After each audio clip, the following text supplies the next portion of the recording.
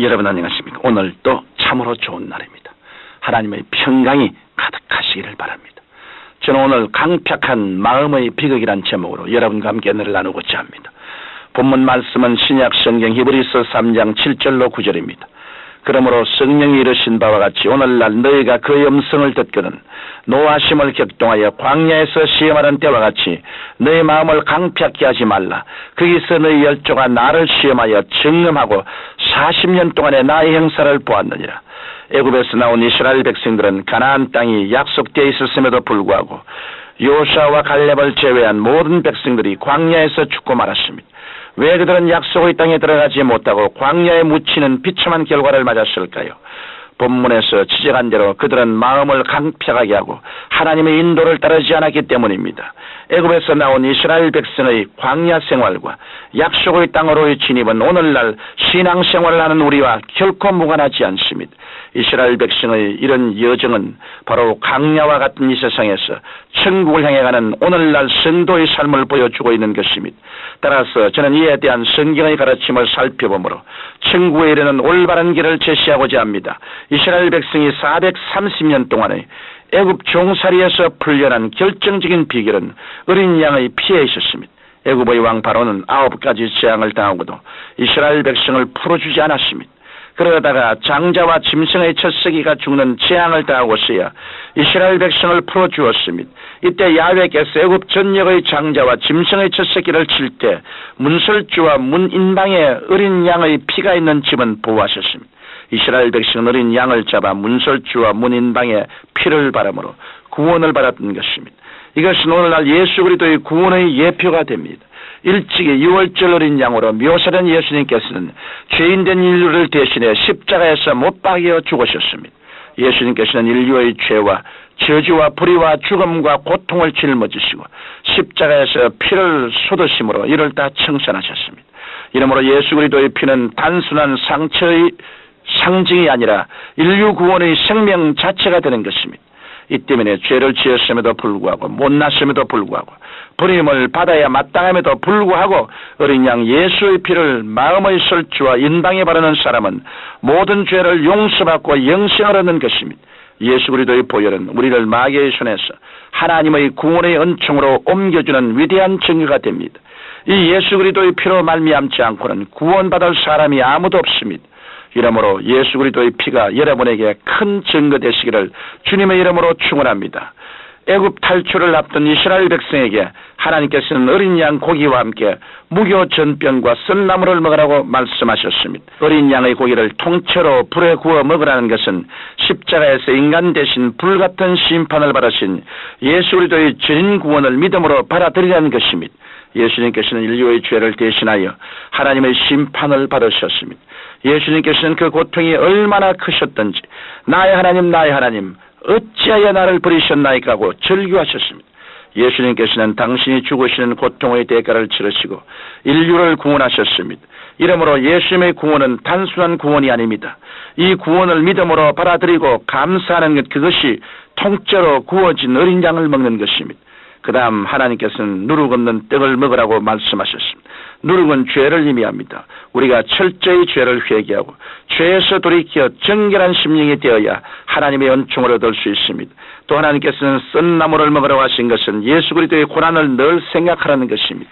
내가 구원받은 것은 예수님에서 있은 고통의 죽음으로 말미암은 것임을 늘 마음에 새기는 성도는 하나님의 크신 사랑에 감격하는 것입니다. 여기에서 우리가 또 한 가지 알아야 할 것은 이스라엘 백성이 어린 양의 고기를 먹음으로 행진에 힘을 얻었다는 것입니다. 그들은 고기를 먹음으로 영양을 보충했습니다.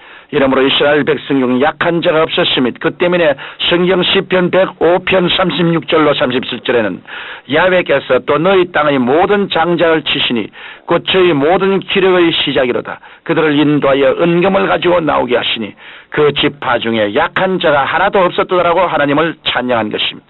예수 그리스도의 몸은 광야와 같은 이 세상을 사는 우리에게 큰 힘이 됩니다. 따라서 그리스도의 보혈로 구원받은 우리는 그리스도의 몸을 먹어야 합니다. 예수님께서는 우리 연양함을 담당하셨습니다. 성경 마태복음 8장 17절에 우리 연양 것을 친히 담당하시고 병을 짊어지셨더라고 말씀하셨습니다.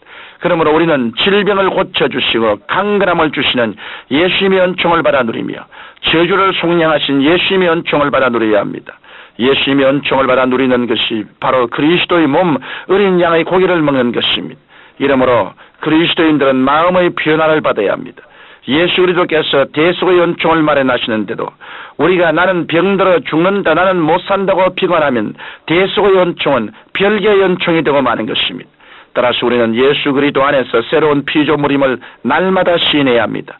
예수 그리스도께서 고난을 받으셨기에 우리는 영혼이 잘됨같이 범사에 잘되고 강건할 수 있는 것입니다. 이 사실을 우리는 분명히 믿고 변화된 사람으로서 생각하고 말하고 행동해야 하는 것입니다. 마지막으로 구름기둥과 불기둥에 대하여 말씀드리겠습니다. 이스라엘 백성들은 광야에서 하나님의 구름기둥과 불기둥의 인도를 받았습니다. 구름기둥과 불기둥은 바로 성령의 인도를 상징합니다. 오늘날도 우리가 갈보리 십자가의 예수님을 통해 죄사함을 받으면 하나님께서 성령을 보내주십니다. 하나님의 성령께서는 불과 구름기둥으로 광야의 인생길을 가는 성도의 앞에 계십니다. 한 생명이 이 세상에 태어나면 어머니의 양육을 받아야 하듯이 예수님의 사랑으로 하늘나라 백성으로 태어난 사람은 성령의 인도를 받아 하늘나라를 향해 믿음의 행진을 해야 하는 것입니다.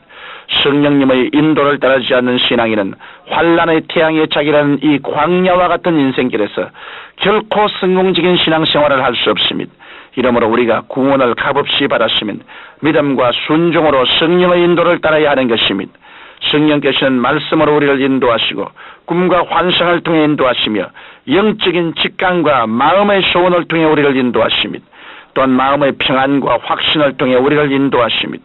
여러분은 하나님의 자녀이므로 성령님의 인도를 받을 자격이 있습니다.